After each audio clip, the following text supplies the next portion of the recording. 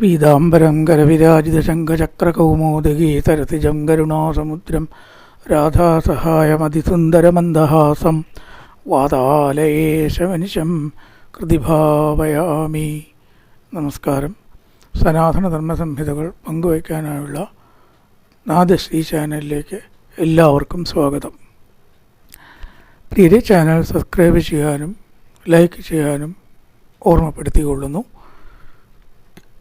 ശ്രീമദ് ഭാഗവതാമൃത പരമ്പരയിൽ നമ്മൾ പറഞ്ഞു വെച്ചത് ശമന്തകോപാഖ്യാനം പ്രദ്യുമ്നൻ്റെ ചരിതവുമാണ്. അതിനെ തുടർന്ന് രുക്മിണി, ജാമ്പവതി, സത്യഭാമ എന്നീ 3 പത്നിമാരോടൊപ്പം 5 പത്നിമാരെ കൂടി ഭഗവാൻ വിവാഹം കഴിച്ചു. 5 സ്ത്രീകളെ: ലക്ഷ്മണ, സത്യ, കാളിന്തി, മിത്രവിന്ദ, ഇതുവരെയൊക്കെയാണ് അത്. മിത്രവിന്ദ, കാളിന്തി തപസ് ചെയ്തിട്ടാണ് ഭഗവാനെ നേടിയത്. ലക്ഷ്മണയെ മുകളിൽ തിരിഞ്ഞുകൊണ്ടിരിക്കുന്ന മത്സ്യത്തിൻ്റെ നിലയിൽ താഴത്ത് നോക്കിയിട്ട് അസ്ത്രം അയക്കണം. അത് ഭഗവാന് മാത്രമേ സാധിച്ചുള്ളൂ. പിന്നെ കാളിന്തി, മിത്രവിന്ദ, അതേപോലെ തന്നെ സത്യ, ജാമ്പവതി, സത്യ, ലക്ഷ്മണ, ഇങ്ങനെ 5 സ്ത്രീകളെ കൂടി ഭഗവാൻ വിവാഹം കഴിച്ചതിനാണ് ഭഗവാന്റെ അഷ്ടമഹിഷികൾ, പട്ടമഹിഷികളായിരിക്കുന്ന 8 ആളുകൾ എന്ന് പറയുന്നത്. ഈ സത്യയുടെ അച്ഛനായിട്ടുള്ള നഗ്നജിത്ത് ഭഗവാൻ ഈ ഇത് മത്സ്യത്തെ വീഴ്ത്തിയപ്പോൾ ഭഗവാൻ ചോദിച്ചു എന്നൊരു കഥ പറയുന്നുണ്ട് ഇവിടെ. എന്താണ് അങ്ങയുടെ മകളെ സത്യയെ സ്വീകരിക്കുന്നതിന് അങ്ങേക്ക് ശുൽക്കോ പ്രതിഫലോ ആയിട്ട് ഞാൻ തരേണ്ടത്? സാധാരണ സ്ത്രീകൾക്ക് അങ്ങടാണ് കൊടുക്കുക. വലിയൊരു തെറ്റാണ് നമ്മൾ ഈ സ്ത്രീകളെ വിവാഹം കഴിക്കുമ്പോൾ പുരുഷന്മാർ പൈസ മേടിക്കണം. അങ്ങനെ സംഗതി ഇല്ല. അങ്ങനെയൊരു സംഗതി കീഴ്വഴക്കോ ചരിത്രമോ ഇല്ല. നേരെ തിരിച്ചാണ്. സ്ത്രീകൾ വിലയില്ലാത്തവരല്ല. ആ സ്ത്രീയെ കിട്ടണമെങ്കിൽ എന്താണ് കൊടുക്കേണ്ടത് എന്ന് അതിൻ്റെ രക്ഷിതാക്കളോ അച്ഛനോ സ്ത്രീയുടെ രക്ഷിതാക്കളോ പറയുന്നത് കൊടുത്ത് വിവാഹം കഴിക്കലാണ് പണ്ടത്തെ പതിവ്. അത് സ്ത്രീധനം, അതാണ് ശരിക്ക്. ആ സ്ത്രീധനം എന്തിനാ നിരോധിക്കണം? സ്ത്രീകളുടെ വീട്ടുകാർക്കോ സ്ത്രീകൾക്കോ കൊടുക്കേണ്ട ധനം നിരോധിക്കേണ്ട ആവശ്യമില്ല. ഇപ്പോൾ പുരുഷധനാണ് നിരോധിക്കേണ്ടത്. ഇവയൊക്കെ തെറ്റാണ്. സ്ത്രീധനം നിരോധിക്കേണ്ട ആവശ്യമില്ല. പുരുഷധനം എന്ന് പറയപ്പെടുന്ന ഇപ്പോൾ ഉള്ളത് നിരോധിക്കണം. അത് സ്ത്രീധനമല്ല, സ്ത്രീധനം നിരോധിക്കേണ്ടതല്ല. നമ്മൾ മനസ്സിലാക്കേണ്ട ഒരു വിഷയമാണ്.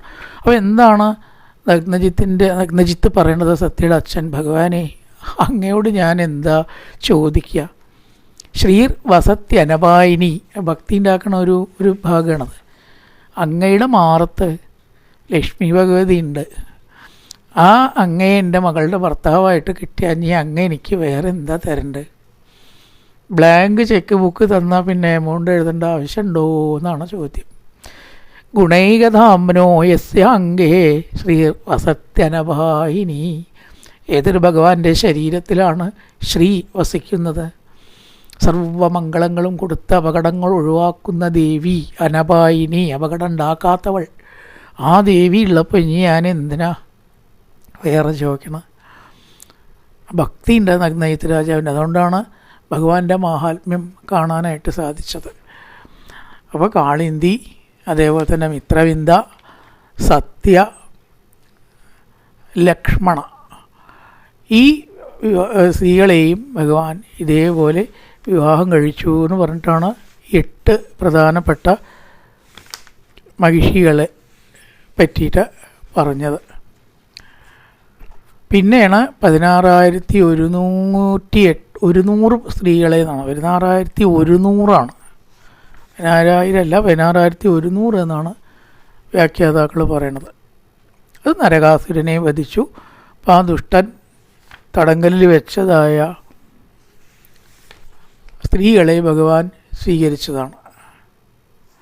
അങ്ങനെയാണ് 16,108 16,008 അല്ല എന്നാണ് പറയണത്. പിന്നെ കാളിന്തി, മിത്രവിന്ദ, സത്യ, ഭദ്ര, ലക്ഷ്മണ എന്നീ 5 ആൾ, അങ്ങനെ 16,100. പിന്നെ രുക്മിണി, ജാമ്പവതി, സത്യഭാമ ആദ്യത്തെയും വിവാഹം കഴിച്ചു. നരകാസുരനെ വധിച്ചിട്ട് ആ നരകാസുരൻ അതിനൊരു കാരണം കൂടി ഉണ്ടാക്കി എന്നൊരു ചെറിയ കഥാഭാഗം കൂടിയുണ്ട് കൊല്ലാനുള്ള കാരണം. കാരണം ദേവമാതാവായിരിക്കുന്ന അതിഥിയുടെ കുണ്ടലം ഇവൻ മോഷ്ടിച്ചു.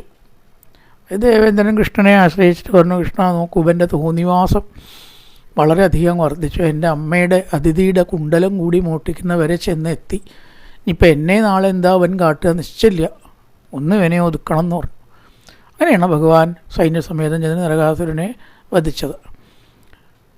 അപ്പോൾ ഈ സത്യഭാമയ്ക്കൊരാഗ്രഹം, സ്വർഗത്തിലത്തെ പാരിജാത വൃക്ഷത്തിൻ്റെ ആ പുഷ്പത്തിൻ്റെ ഗന്ധം കേട്ടപ്പോൾ കൃഷ്ണ ഇതിൻ്റെ ഒരു ചെടി നമുക്ക് ദ്വാരകയിലേക്ക് കൊണ്ടുപോയാലോ എന്ന് ചോദിച്ചു. ഇന്ദ്രന് ഒട്ടും ഇഷ്ടപ്പെട്ടില്ല. മനുഷ്യനായിട്ട് ജനിച്ച ഭൂമിയിലേക്ക് കൊണ്ടുപോകാനുള്ളതാണോ പാരിജാതം? പാരിജാതമൊക്കെ സ്വർഗത്തിൽ മാത്രമേ പറ്റൂ, കൃഷ്ണ ഒന്നും പറ്റില്ല എന്നായി. കുറച്ച് മുമ്പേ ഈ കൃഷ്ണൻ്റെ സഹായത്തോടു കൂടിയിട്ടാട്ടോ നരകാസുരനെ വധിച്ചത്. അമ്മയുടെ കുണ്ടലം കാണാനില്ല, കൃഷ്ണ രക്ഷിക്കണം എന്നും പറഞ്ഞിട്ട് ഇപ്പോൾ പറയണു കൃഷ്ണൻ മനുഷ്യനാണ്. ഇവിടുത്തെ എന്നും അങ്ങോട്ട് കണ്ടോ, ഇവിടെ പറയുന്നുണ്ടാക്കോ ദിഗാഠ്യതാം, ഇവിടെ ഒരു ഇത് ആഠ്യത കണ്ടോ എന്ന് ചോദിക്കുകയാണ്. കുറച്ച് മുമ്പ് കൃഷ്ണൻ്റെ സഹായം വേണ്ടി വന്നു, ഇപ്പോൾ കുറച്ച് കഴിഞ്ഞപ്പോഴോ കുണ്ടലത്തിൻ്റെ കാര്യം വന്നപ്പോൾ, അല്ല പാരിജാതത്തിൻ്റെ കാര്യം കഴിഞ്ഞപ്പോൾ കൃഷ്ണ മനുഷ്യനായി. അഹോസുരാണാംശ തമോദിഗാഠ്യതാം, ആഠ്യതവും തമോ ഗുണം കൊണ്ടുണ്ടായിട്ട് നോക്കൂ. ഇന്ദ്രനെ എതിർത്തു കൊണ്ടുപോകാൻ പറ്റില്ല എന്ന് പറഞ്ഞു. ഭഗവാനുണ്ടോ വല്ല പേടി?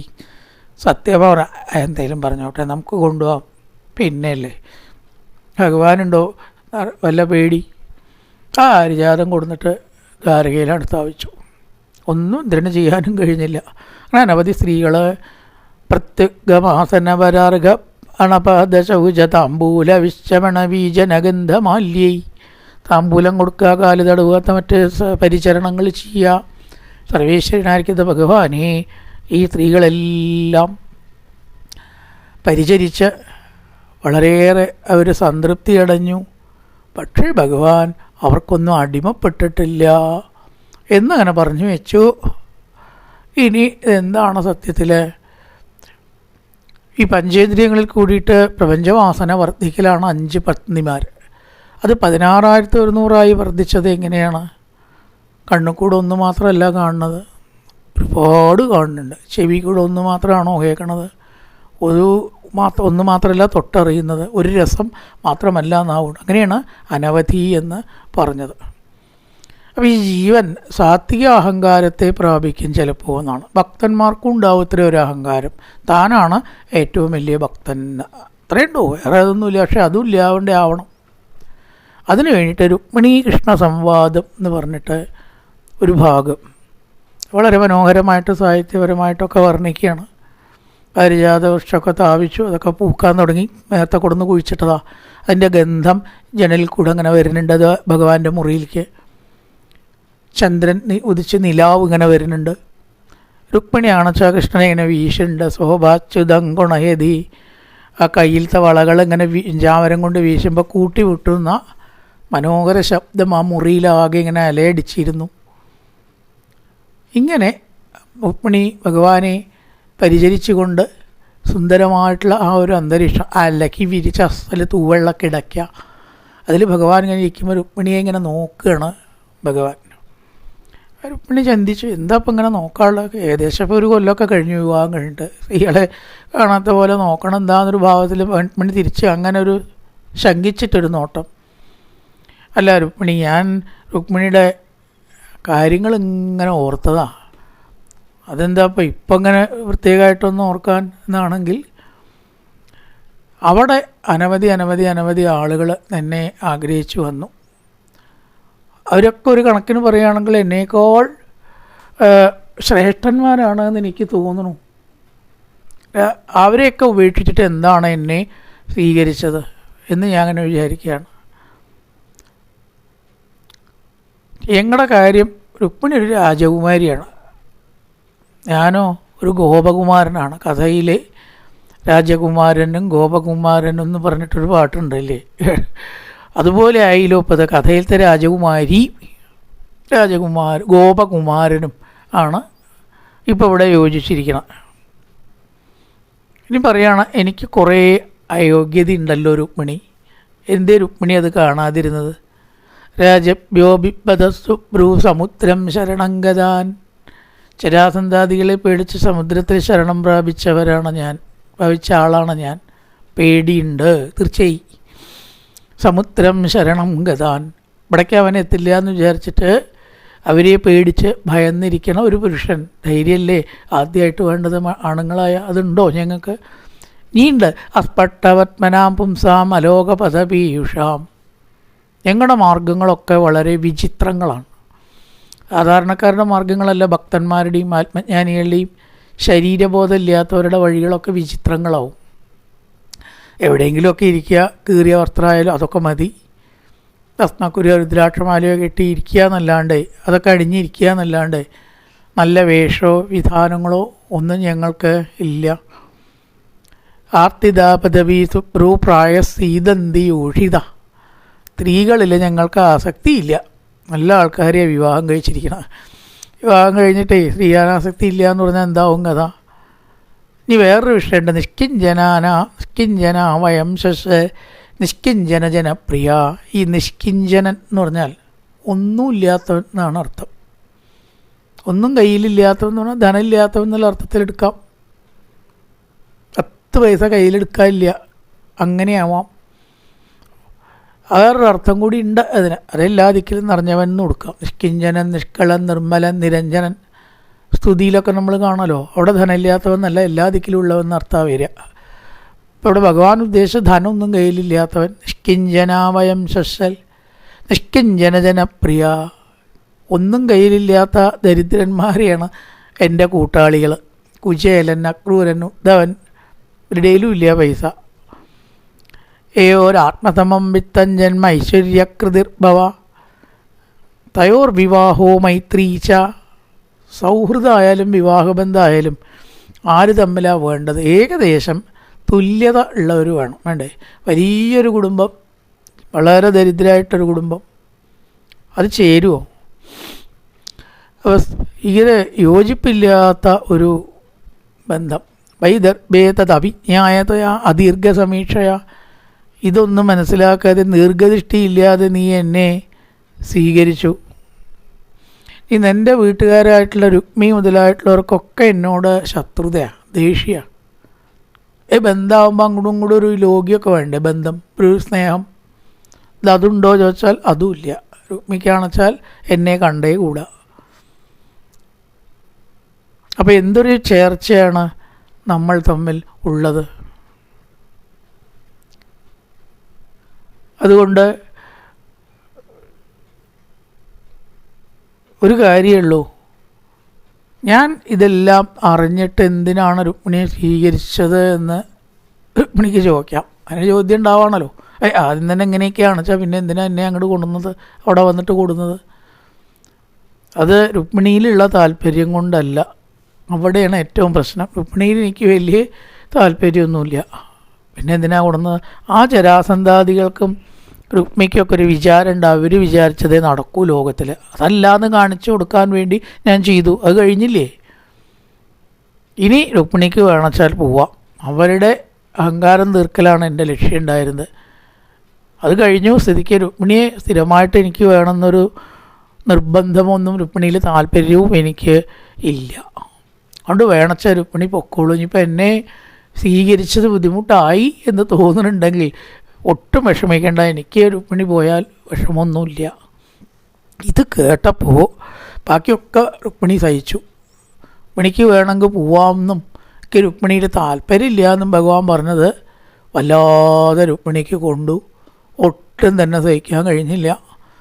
തന്നിൽ താല്പര്യമില്ലാത്ത ഒരാളെ ആണോ താൻ സ്വീകരിച്ചത്? കൃഷ്ണന് തന്നിൽ താല്പര്യമില്ലേ? അപ്പോൾ വേണച്ചാൽ പൊക്കോളൂ പറഞ്ഞു. നാളെ നിർബന്ധമായിട്ട് വേറൊരു സ്ത്രീയെ കണ്ടു, അവൾ ആകൃഷ്ടമായിട്ട് തന്നോട് പോകണം നിർബന്ധമാക്കിയ പറഞ്ഞാലോ? ഇന്നത്തെ പോലെ സ്ത്രീ സ്വാതന്ത്ര്യ നിയമവും കുടുംബക്കോടതിയൊന്നും ഇല്ലാത്ത കാലമാണ്. അപ്പോൾ ഭഗവാൻ തന്നെ ഉപേക്ഷിച്ചാൽ തനിക്ക് എന്താ പിന്നെ ജന്മത്തിലുള്ളത്?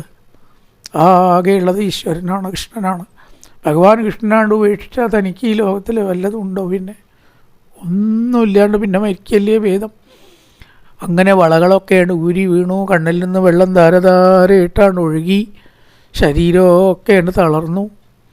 വാക്കൊന്നും പറയാൻ കിട്ടാതെ കണ്ട് സാവധാനം കാലുകൊണ്ട് നിലത്തങ്ങനെ വരച്ച് രംഭേവ വായുവികഥ പ്രവികീര്യ കേശാൻ, കാറ്റത്തൊരു വാഴ നിലം പതിക്കണ പോലെ മോഹാത്സ്യപ്പെട്ടാണ്ട് വീഴുകയാണ്. തൃട്വാ ഭഗവാൻ കൃഷ്ണ പ്രിയായ പ്രേമബന്ധനം ഹാസ്യപ്രൗഢിമജാനന്ദ്യ കരുണ സ്വന്നകമ്പത. വളവോ തിരിവോ എന്തെങ്കിലും ഒന്നും അറിയാൻ കഴിവില്ലാത്ത തൻ്റെ ആ പത്നി ദുഃഖിക്കുന്നു കണ്ടപ്പോൾ ഭഗവാൻ വേഗം കാരുണ്യം ഉദിച്ചു. എടുത്ത് മടിയിലിരുത്തി വെള്ളം തെളിച്ചു, വീശി മുടികെട്ടി താങ്ങി 4 കൈകൊണ്ട് 4 ചെയ്തു. അത്ര താമുത്താപ്യ ചതുർഭുജ. താങ്ങുക, മുടികെട്ടുക, വീശുക, വെള്ളം തെളിക്കുക. മോഹസ്യം എന്ന വെള്ളം തെളിക്കലാണല്ലോ ചെയ്യുക. 4 കൈകളെ കൊണ്ട് 4 പ്രവൃത്തി ഒപ്പം ചെയ്തു. സാന്ത്വയാമാസ സാന്ത്വജ്ഞ. എത്ര ആൾക്കാരുടെ ദുഃഖം ഭഗവാൻ തീർത്തു കൊടുത്തിട്ടുണ്ട്. ഇതാണ് സാന്ത്വജ്ഞ. ഭഗവാനിലെ ആശ്രയം കണ്ടെത്തിയവർക്ക് കിട്ടുന്ന സാന്ത്വനം ഈ ലോകത്ത് നിന്ന് വേറെ എവിടുന്നെങ്കിലും കിട്ടുമോ? എല്ലാ ദുഃഖവും എവിടെ ഇറക്കി വയ്ക്കുക അറിയോ? ഭാഗവതത്തിലോ ഭഗവാന്റെ മുമ്പിലോ ഭക്തന്മാരുടെ അടുത്തോ ഇറക്കി വയ്ക്കാം. ആ സാന്ത്വജ്ഞൻ, സാന്ത്വനം കൊടുക്കുന്ന ഭഗവാൻ ആ രുക്മിണിയെ ആശ്വസിപ്പിച്ചു എന്ന് പറയണം. മാമാ വൈതർഭസൂയേത ജ്ഞാനേ ത്വാം മത്പരായണാം തദ്ഭജശ്രോതുകാമേന ശല്യാചരിതമംഗനേ. രുക്മിണിയിൽ സ്നേഹമില്ല, എനിക്ക് രുക്മിണിയുടെ താല്പര്യമില്ല എന്ന് പറഞ്ഞത് വെറുതെ പറഞ്ഞതാണ് രുക്മിണി. സാധാരണഗതിയിൽ സ്ത്രീകളതൊക്കെ പറഞ്ഞാൽ ദേഷ്യപ്പെടുക ചെയ്യുക. എന്നാൽ പിന്നെ എന്തിനാ എന്നെ കൊടുന്നത്? എന്നെ വേണ്ടാച്ചാൽ എനിക്ക് പോകാനറിയാം എന്നൊക്കെ പറഞ്ഞ് ചുളിഞ്ഞ പുരികക്കൊടിയും ചുവന്ന മുഖവും ഒന്ന് കാണാൻ സുന്ദര പ്രകുടീതടം. അങ്ങനെ ദേഷ്യപ്പെട്ടാലാവും നീ ഭംഗി എങ്ങനെ നോക്കട്ടെ വിചാരിച്ചതിൻ്റെ ആ ഭംഗി കാണാൻ വേണ്ടി ഞാൻ ചെയ്തതാ. ഇതുവരെ നിൻ്റെ ചിരിച്ച മുഖം മാത്രമേ ഞാൻ കണ്ടിട്ടുള്ളൂ. അപ്പോൾ ദേഷ്യപ്പെട്ട മുഖം ഒന്ന് കാണണം. പക്ഷേ നീ എന്നെ നിരാശപ്പെടുത്തി പകരം സങ്കടപ്പെടുക ചെയ്തത്. അങ്ങനെ ആവുന്നുണ്ടെങ്കിൽ ഞാനിതൊന്നും പറഞ്ഞിരുന്നില്ല എന്നങ്ങനെ പറഞ്ഞ് പൂർവാധികം സന്തോഷത്തോടു കൂടി സ്നേഹത്തോടു കൂടിയിട്ട് രുക്മിണിയെ കൊണ്ടു നടത്തി എന്ന് പറഞ്ഞ് അവസാനിപ്പിക്കുകയാണ് ചെയ്യുക. അവിടെ അവസാനിക്കുന്നില്ല. രുക്മിണിയുടെ ഒരു മറുപടി ഉണ്ട്. അതാണ് ശരിക്കും ആ കഥയിലത്തെ ഏറ്റവും നല്ല ഭാഗം എന്നാണ് ഞങ്ങൾ പറയുക. ആരും പറയാൻ നിൽക്കില്ല, കാരണം പെട്ടെന്ന് ആൾക്കാർക്ക് മനസ്സിലാവുന്ന കാര്യങ്ങളൊന്നുമില്ല. നല്ലൊരു ഭഗവാനെക്കുറിച്ചുള്ള വിലയിരുത്തലും സുഖവും സ്തുതിയാണ് രുക്മിണിയുടെ ഏതാനും വാക്കുകൾ. 10-12 ശ്ലോകം. എല്ലാ ശ്ലോകമൊന്നും ചെല്ലുന്നില്ല. അതെന്തൊക്കെയാണ് നോക്കുക. ചിലതൊക്കെ നന്നേവമേതരവിന്ദ വിലോചനാഹ യദ്വൈ ഭവാൻ ഭഗവതോ അസൃദശീ വിഭൂമ്ന. ഭഗവാൻ പറഞ്ഞതൊക്കെ ഒരേ സമയത്ത് അംഗീകരിക്കുകയും എന്നാൽ ഖണ്ഡിക്കുകയും ചെയ്യുന്ന വിചിത്രമായിട്ടുള്ളൊരു വാദഗതിയാണ് രുക്മിണി പുറപ്പെടുവിക്കണം. ഒരേ സമയത്ത് ഖണ്ഡിക്കണമുണ്ട്, ഒരേ സമയത്ത് അംഗീകരിക്കണമുണ്ട്. അതെങ്ങനെയത്? ഒരാൾ പറഞ്ഞതിനെ ഖണ്ഡിക്കലും അംഗീകരിക്കലും ഒപ്പം ചെയ്യുക. അങ്ങനെ ചില വിദ്യകൾ പണ്ട് സാഹിത്യത്തിലും ഭാഷാശാസ്ത്രജ്ഞന്മാരിലൊക്കെ ഉണ്ട്. അത് ഈ വാക്കുകൾ വെച്ചിട്ടുള്ള കളിയാണ്. ചില അവജ്ഞയൊക്കെ സ്തുതിയായിട്ട് വരും. അവജ്ഞയായിട്ടാവും നമുക്ക് പെട്ടെന്ന് തോന്നും, അതിൽ തന്നെ സ്തുതി ഉണ്ടാവും. ഇപ്പം രാവണൻ സീതയോട് രാമനെ പറ്റി പറയുന്നുണ്ട്. ആര് ആലിംഗനം ചെയ്താലും രാമനൊരു വികാരവും ഇല്ല സീതയെ. ചിലപ്പോൾ നോക്കിയാൽ കാണാം, ചിലപ്പോൾ നോക്കിയാൽ കാണില്ല. എന്ത് രാമനാണത്, ഏത് രാമനാണത്? ശ്വാക്കളും ഗോക്കളും ഒരേപോലെയാണ് എന്നൊക്കെ പെട്ടെന്ന് ദേഷ്യപ്പെടുക എന്നല്ലേ സ്തുതി ഉണ്ടെന്നാണ് പറയണത്. രാവണൻ ഭക്തനാണ്, അറിവില്ലാത്ത ആളല്ല. എല്ലാ സമഭാവനയിൽ കാണുന്ന, എല്ലാവരോടും തുല്യഭാവമുള്ള, വഴിവിട്ട സ്ത്രീബന്ധമില്ലാത്ത, സ്ത്രീകളിൽ ആസക്തിയില്ലാത്ത മഹാത്മാവാണ് രാമൻ എന്ന് കൊടുക്കുക.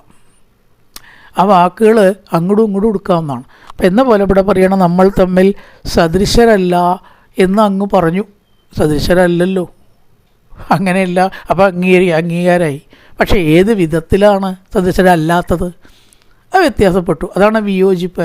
കൊസ്തേവകിന്നഭിരതോ ഭഗവാൻ ത്യതീശ, 3 ലോകത്തിൻ്റെ നാഥനായിട്ടുള്ള അങ്ങെവിടെ, ഒരു സാധാരണ സ്ത്രീയായിട്ടുള്ള ഞാനെവിടെ. അപ്പം നമ്മൾ തുല്യരല്ല എന്ന് പറഞ്ഞത് ശരിയാണ്. പക്ഷേ എന്നെ രാജകുമാരിയായിട്ടും അങ്ങേ ഒന്നിനും കൊള്ളാത്തവനുമായിട്ടാണ് അങ്ങ് പറഞ്ഞത്. നേരെ തിരിച്ചല്ലേ ഭഗവാനെ, ത്രിലോകനാഥനായിട്ടുള്ള ലക്ഷ്മി വല്ലഭനായിട്ടുള്ള അങ്ങ് എവിടെയാണ്, ഒരു സാധാരണ സ്ത്രീയായിട്ടുള്ള ഞാനെവിടെ. അപ്പം തുല്യരല്ല എന്ന് സമ്മതിച്ചു. അതേ സമയത്ത് ഭഗവാൻ പറഞ്ഞതിനെ ഖണ്ഡിക്കുകയും ചെയ്തു. സത്യം ഭയാദിവ ഗുണേഭ്യ വിരുക്രമാം ദശേതേ സമുദ്രോപലംബന പാത്ര ആത്മാ, പേടിച്ചിട്ട് സമുദ്രത്തിൽ ശരണം പ്രാപിച്ചവനാണ് എന്ന് പറഞ്ഞു. അതൊരു സ്ഥലത്ത് സമ്മതിച്ചു. പേടിച്ചിട്ട് ശരണം പ്രാപിച്ചവനാണ് ഒളിച്ചിരിക്കുന്ന ആൾ, ശരിയാണ്. പക്ഷേ ഏതർത്ഥത്തിൽ അവിടെ ഒരു മാറ്റം. ജരാസന്ധനെ പേടിച്ചിട്ട് സമുദ്രത്തിൽ പോയിട്ട് ഒളിച്ചിരിക്കുകയൊന്നുമല്ല. നേരെ മറിച്ച് ഇവിടെ പറയണ ഇന്ദ്രിയഗണൈ കൃതവിഗ്രഹസ്ത്വം, ഭഗവാൻ ഒളിച്ചിട്ടുണ്ട് എന്നുള്ളത് സത്യമാണ്. കാരണം കാണാനില്ല, നമുക്ക് കാണാനുണ്ടോ, നമുക്ക് ഭഗവാനെ കാണാനുണ്ടോ? അപ്പോൾ കാണാനില്ലാത്തതായിട്ടുള്ള അവിടുന്ന്, പലർക്കും ദൃശ്യനല്ലാത്ത അവിടുന്ന് ഒളിച്ചിരിക്കുന്നു, ശരിയാണ്. പക്ഷേ അത് ഇന്ദ്രിയങ്ങളെ പേടിച്ച് ഹൃദയമാകുന്ന സമുദ്രത്തിൽ ശരണം പ്രാപിച്ചിട്ടുള്ള മഹർഷീശ്വരന്മാരുടെ ഉള്ളിലാണ് സർവേശ്വര അങ്ങ് ഒളിച്ചിരിക്കുന്നത്. അത് പേടിച്ചിട്ടൊന്നുമല്ല. പുണ്യം ചെയ്യാത്തവർക്ക് ദർശനം കിട്ടാത്തതുകൊണ്ടാണ്. അതിനുള്ള അർഹത അവർക്ക് ഇല്ലാത്തതുകൊണ്ട് അവർക്ക് ദർശനം കൊടുക്കാതെ പുണ്യാത്മാക്കളുടെ ഹൃദയത്തിൽ മാത്രം വസിക്കുന്ന അങ്ങ് പ്രത്യക്ഷത്തിൽ ഒളിച്ചിരിക്കുന്നു എന്ന് തോന്നും. അത് ആരെയും പേടിച്ചിട്ടൊന്നുമല്ല, അർഹതയില്ലാത്തവർക്ക് കൊടുക്കില്ല എന്ന് വിചാരിച്ചിട്ടാണ്. അപ്പോൾ ഇവിടെ യോജിച്ചു ഒളിച്ചിരിക്കുന്നു എന്നുള്ളത്. പക്ഷേ ഏതിലാണ് വിയോജിപ്പ്? പേടിച്ചിട്ടാണ് എന്നുള്ളതിനോട് വിയോജിച്ചു. അതിനെ വേറെ ശ്ലോകത്തിലാണ് ശരിക്ക് വിസ്തരിക്കണം. പേടിച്ചിട്ടല്ല എന്ന് എന്തുകൊണ്ടാണ് പറഞ്ഞത്? മറ്റൊരു ശ്ലോകത്തിൽ പറയണു, സിംഹോ യഥാ സ്വബലിമീശ പശുൻ സ്വഭാഗം തേപ്യോ ഭയാത് യദുദധിം ശരണം പ്രപന്ന. സിംഹം തൻ്റെ ബലിഭാഗം ഏതെങ്കിലും ഒരു ഇരയെ പിടിച്ച് കൊണ്ടുപോകുമ്പോൾ ഈ ശ്വാക്കൾ ഇങ്ങനെ കുരയ്ക്കും. പേടിച്ചിട്ടാണ് കുരയ്ക്കണതെന്ന് കുര കേട്ടാൽ തന്നെ അറിയാത്തറേ. ശ്വാക്കളുടെ കുര പല തരത്തിലുണ്ട്. എന്നാണ് ഓളിയിടലുണ്ട്, ശൗര്യത്തിലുള്ള കുരയുണ്ട്. അത് അതിൻ്റെ ശൗര്യത്തോട് കൂടിയിട്ടാവും. പേടിയില്ലാത്ത കുര, പേടിച്ചിട്ടും കുരയ്ക്കും. ആ ദൈന്യത നമ്മൾ ശ്രദ്ധിച്ചാൽ അറിയാവുന്നതാണ്. അപ്പം ഇവരൊക്കെ പേടിച്ചിട്ട് അങ്ങയെ തൊടാൻ വന്നു, എന്നെ കൊണ്ടുവരാൻ വന്നപ്പോൾ ഭയത്തോടു കൂടിയിട്ട് സിംഹം തൻ്റെ ബലിഭാഗം കൊണ്ടുവന്ന ഗാംഭീര്യത്തിൽ അവരുടെ ജൽപ്പനങ്ങളെ, എതിർപ്പിനെ തൃണവൽ ഗണിച്ച് പുല്ലുപോലെ തള്ളി എന്നെ കൊടുന്നപ്പോൾ എവിടെയായിരുന്നു അവരുടെയൊക്കെ പൗരുഷം? അതുകൊണ്ട് സർവേശ്വര അങ്ങ് ഭീരുവാണ് എന്ന് പറഞ്ഞാൽ അതെങ്ങനെ സമ്മതിക്കാൻ പറ്റും?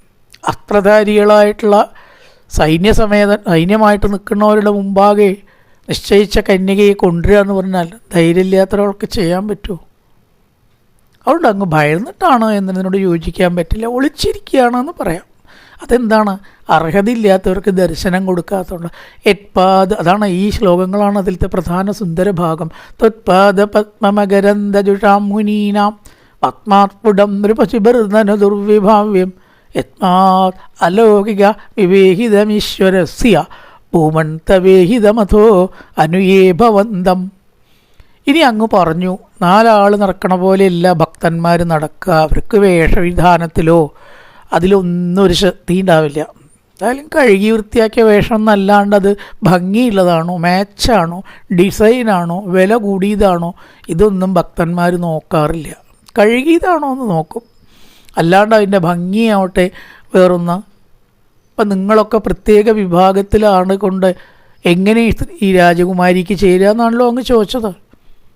സർവേശ്വര അങ്ങ് പ്രത്യേക വിധത്തിലാണ് ഭക്തന്മാർ എന്നതിനോട് ഞാൻ യോജിക്കുന്നു, ആ പറഞ്ഞതിനോട് യോജിക്കുന്നു. പക്ഷേ ഒന്നിനും കൊള്ളാതെ തോന്നിയത് കാണിച്ച് നടക്കണത് എന്ന് ഞാൻ യോജിക്കണില്ല.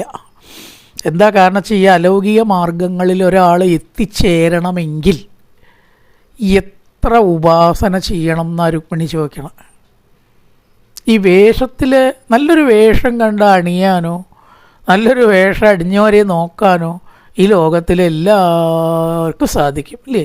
നല്ലൊരു വേഷം കെട്ടി വന്നാൽ ആരാ നോക്കാത്തവർ? നല്ല വേഷം കിട്ടിച്ചാൽ ആരാ ഉടുക്കാത്തവർ? ഇതിലിപ്പോൾ എന്താ അത്ഭുതം ചോദിക്കുക രുക്മിണി? പിന്നെ ഏതിലെ അത്ഭുതം അല്ലെങ്കിൽ മാഹാത്മ്യം? ഇതിലല്ല ഒരാളുടെ മഹത്വം എന്ന് കാണുന്നതിലാണ് സത്യത്തിൽ ഒരാളുടെ വലിപ്പം എന്ന് രുക്മിണി പറയുക. അവിടെയാണ്. ഈ വേഷവിധാനത്തിലല്ല ശരിക്കും ഒരാളുടെ യോഗ്യത നിൽക്കണത്. ഏത് വിട്ടിക്കും വിലപിടിച്ച വസ്ത്രം അണിയാം ഇല്ലേ? പക്ഷേ ഏതൊരാൾക്കും ബുദ്ധിശക്തിയോട് കൂടിയിട്ട് പ്രപഞ്ചബന്ധം ഉപേക്ഷിച്ചിട്ട് ഭഗവാനെ ഭജിക്കാൻ കഴിയില്ല. പ്രപഞ്ചബന്ധം ഉപേക്ഷിച്ച് എന്തേ കിട്ടിയച്ചാൽ എടുത്തു കൊടുക്കുക, എന്തേ കിട്ടിയച്ചാൽ കഴിക്കുക, എവിടെ തരച്ചാൽ അവിടെ കിടക്കുക. ഇതിനാവണമെങ്കിൽ എത്രയോ ജന്മത്തെ ഉപാസന വേണമെന്നാണ് പറയണം. ശരിയാണ്. ആദ്യഘട്ടത്തിലൊക്കെ നമ്മൾ ഇന്ന ഷർട്ടിന് ഇന്ന മാച്ച്, ഇന്ന പാൻറ്, ഇന്ന വേഷം ഇതൊക്കെ നോക്കിയിട്ടാണ് പോയിരുന്നത്. ഇപ്പോൾ വല്ലതും ഉണ്ടോ? കുറേ കഴിയുമ്പോൾ നമുക്ക് തോന്നി എന്തെങ്കിലും എടുത്ത് കൊടുക്കണം എന്നല്ലാണ്ട് അപ്പോൾ അത് എങ്ങടാ, എന്താ അങ്ങനത്തെ മുണ്ട് കൊടുത്തിരിക്കണ, എന്താ ഈ ബട്ടണൊക്കെ ഹോളിൽ മാറിയിട്ടിരിക്കണ. ചില ആൾക്കാരൊക്കെ ചോദിക്കുമ്പോഴാണ് അങ്ങനെയാണല്ലേ, നേരം വഴുകുമ്പോൾ തിരക്കില്ലത് മറന്ന് മാറിയിട്ടു ഒരു ബട്ടൻ്റെ ഹോളിൽ വേറൊരു ബട്ടണാണ് ഇട്ടിരിക്കണം. ഇതൊന്നും ശ്രദ്ധിക്കാണ്ടായി. കാരണം ഇതൊന്നും നമ്മുടെ മനസ്സവിടേക്കൊന്നും പോണേയില്ല. എന്തെങ്കിലും കൊടുക്കണം എന്നല്ലാണ്ട്. സർവേശ്വര രുക്മിണി പറയുകയാണ്, ഇത്തരത്തിലൊരാളായി തീരണമെങ്കിൽ, ഇതിലൊക്കെ ശ്രദ്ധ നിങ്ങളുടെ വിട്ടു പോരണമെങ്കിൽ, സദാഭഗവാനിൽ മനസ്സാവണമെങ്കിൽ, അലൗകികമാവണമെങ്കിൽ എത്ര ഉപാസന വേണം. നല്ല വേഷം കണ്ടാൽ ചാടി പിടിക്കാനോ നല്ലൊരു സ്വർണ്ണച്ചങ്ങല കഴുത്തിലിട്ട് അഭിമാനിക്കാനോ ഏത് വിട്ടിക്കും സാധിക്കും, ഏത് വിട്ടിക്കും സാധിക്കും. പക്ഷേ ഇതിലല്ല മഹത്വം എന്നറിയാൻ ബുദ്ധിമാന്മാർക്കേ പറ്റൂ, ബുദ്ധിമാന്മാർക്കേ പറ്റൂ. ഇതിലല്ല ഒരാളുടെ മഹത്വം കിടക്കുന്നത്, സ്ഥിതി ചെയ്യുന്നത്. സർവേശ്വര, അലൗകികമായിട്ടുള്ള മാർഗങ്ങളിലുള്ള അങ്ങയുടെ സുഹൃത്തുക്കൾ എത്ര ജന്മം ഉപാസിച്ചിട്ടാണ് ഈ അവസ്ഥയിൽ എത്തിയത്. രുക്മിണി അത് മനസ്സിലാക്കിയിരിക്കണു. അതാണ് ഈ പറയുകയാണ് നിഷ്കിഞ്ചനോ എന്നനുഭവാൻ, കയ്യിലൊന്നുമില്ലാത്തവൻ എന്നുള്ള അർത്ഥത്തിൽ നിഷ്കിഞ്ചനൻ.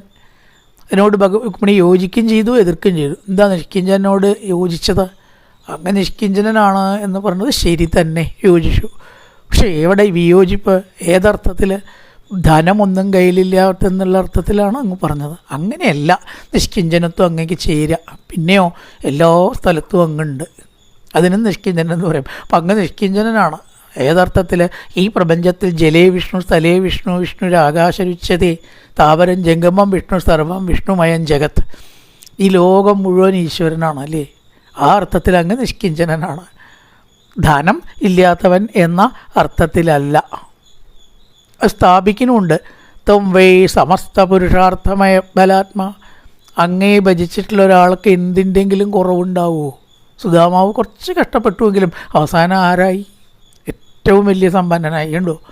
കാരണം എന്താണ്? ലക്ഷ്മി ഭഗവതി അങ്ങയുടെ മാറത്തുണ്ട്. അങ്ങനത്തെ അങ്ങാണ് പറയണത് ദരിദ്രനാണെന്ന്. ഇതെങ്ങനെ ഭഗവാനെ ശരിയാവുക? ഖണ്ഡിക്കുകയാണ് രുക്മിണി. കാന്യം ശയേത തവ പാദസരോജഗന്ധമാഗ്രായ സന്മഗരിതം ജനതാപവർഗം ലക്ഷ്മ്യാലയം തവിഗണയ്യ ഗുണാലയസ്യ മർത്യാസദോരുഭയം അർത്ഥവിവിക്തദൃഷ്ടി. രുക്മിണി പറയണം, നല്ലൊരു ശ്ലോകമാണത്. അങ്ങയുടെ പാദസരോജത്തിൻ്റെ ആ ഒരു ഗന്ധം, സുഗന്ധം അനുഭവിച്ചിട്ടുള്ള, പിന്നെ സജ്ജനങ്ങളിൽ നിന്ന് അങ്ങയുടെ മഹത്വം കേട്ടിട്ടുള്ള, ധാരാളം കേട്ട് ശീലമുള്ള ഏതൊരാളാണ് അങ്ങയെ ഉപേക്ഷിച്ചിട്ട് ഏതെങ്കിലും ഒരു ക്ഷത്രിയനെ സ്വീകരിച്ചോളാൻ പറഞ്ഞു അങ്ങല്ലേ? കഠിനമായി പോയി ആ വാക്ക് ഭഗവാനെ. ഏതൊരാളാ അത് ചെയ്യുക? ലക്ഷ്മ്യാലയം തവിഗണയ്യ, ലക്ഷ്മി ദേവിയുടെ വാസസ്ഥാനമായിരിക്കുന്ന അങ്ങയെ, ആത്മസ്വരൂപി ആയിരിക്കുന്ന അങ്ങയെ ഉപേക്ഷിച്ച് ശരീരാഭിമാനികളായിട്ടുള്ളവരെ ബുദ്ധിയുള്ള ഏതൊരു സ്ത്രീ സ്വീകരിക്കും? ഖണ്ഡിക്കുകയാണ്. ജീവച്ഛവം ഭജതി കാന്തമതിർവിമൂഢ. ജീവച്ഛവന്നേ ഞാൻ അവരെയൊക്കെ പറയുള്ളൂ. ക്ഷത്രിയ ശ്രേഷ്ഠന്മാർ എന്ന് അങ്ങ് പറഞ്ഞുല്ലോ.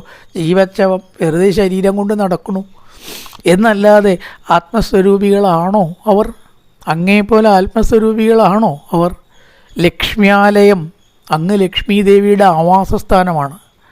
അവർ ലക്ഷ്മി ദേവിയുടെ ആവാസസ്ഥാനമാണോ? സർവേശ്വര, ലക്ഷ്മ്യാലയം തവിഗണയ്യ ഗുണാലയസ്യ. എല്ലാ ഗുണങ്ങളിലും വിളനിലമായിരിക്കുന്ന അങ്ങയെ, ആത്മസ്വരൂപിയായ അങ്ങയെ ഉപേക്ഷിച്ച് ശരീരാഭിമാനികളായിരിക്കുന്ന അവരെ ഏതൊരു സ്ത്രീയാണ് കുറച്ച് കുറച്ചൊരു ബുദ്ധി ഉണ്ടാച്ചാൽ സ്വീകരിക്കുക. അവസാനം രുക്മിണി പറയണം, അങ്ങയുടെ പത്നി പദം എനിക്ക് അർഹതയില്ലെങ്കിൽ വേണ്ട ഭഗവാനെ, എന്നാലും വേറൊരാളുടെ പത്നിയാവാൻ എന്നെ കിട്ടില്ല.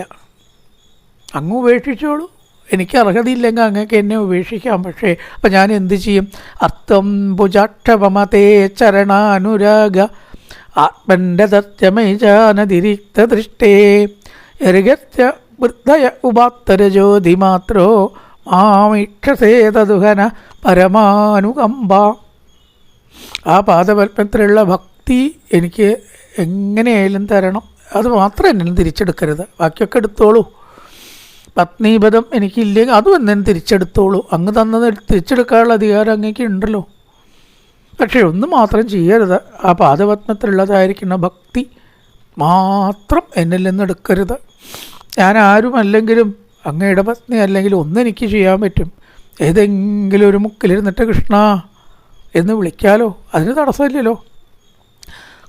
കുഹജനസ്യാമി വിജനേ പട്ടേരിപ്പാട് പറഞ്ഞു, ഏതെങ്കിലും ഒരു നിർജ്ജന സ്ഥലത്ത് ഇരുന്നിട്ട് കൃഷ്ണ എന്ന് നാമവും ജപിച്ച് അങ്ങയെ സ്മരിച്ച് ഇരിക്കാലോ എനിക്ക്. എന്നാലും ഞാൻ എന്ത് ചെയ്യില്ല, ആ ക്ഷത്രിയാധമന്മാരെ സ്വീകരിക്കില്ല.